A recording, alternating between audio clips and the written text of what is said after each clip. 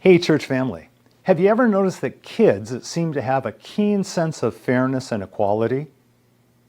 At Christmas time, they are unhappy campers if they feel like another sibling has received more or better stuff than they did. One familiar refrain that is heard by many parents at this time of year are the words, "But that's not fair," which begs the question, does God give gifts equally? In Matthew 25, Jesus told a parable that begins with these words. The kingdom of heaven can be illustrated by the story of a man going on a trip. He called together his servants and entrusted his money to them while he was gone. He gave 5 bags of silver to one, 2 bags of silver to another, and 1 bag of silver to the last, dividing it in proportion to their abilities. He then left on his trip. Now, inasmuch as the master had given each servant a different amount, you wonder whether perhaps that last servant who'd been given the 1 bag of silver compared it to the others who'd been given more and thought, but that's not fair.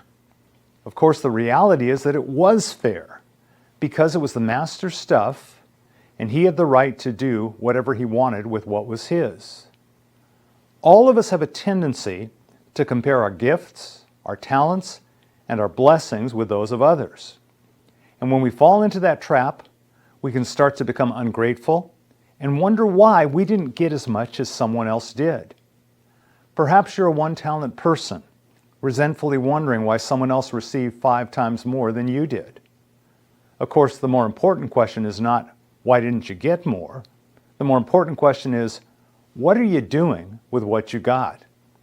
This week I came across one of those strange but true stories. It involved a woman named Martha Berry. She was a strong Christian woman who founded the Berry School for Needy Children in Mount Berry, Georgia.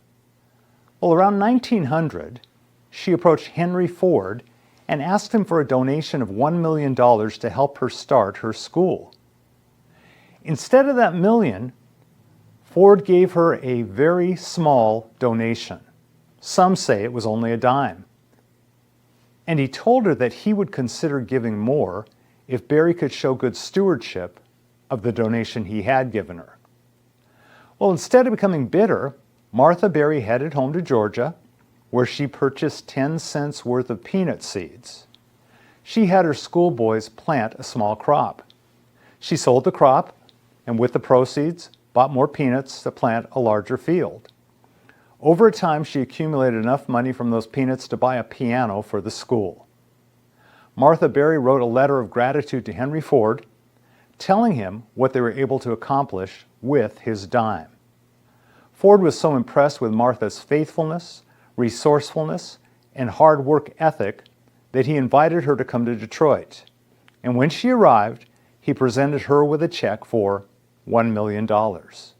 Why?